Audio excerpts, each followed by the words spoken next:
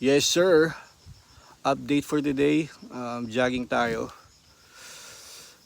Magandang exercise pa lang jogging. Kasi 5 minutes pa lang akong tumatakbo, pagod na ako. Unlike sa biking, 1 hour, you know, nakapag-bike ka pa eh. So jogging, 5 minutes pa lang.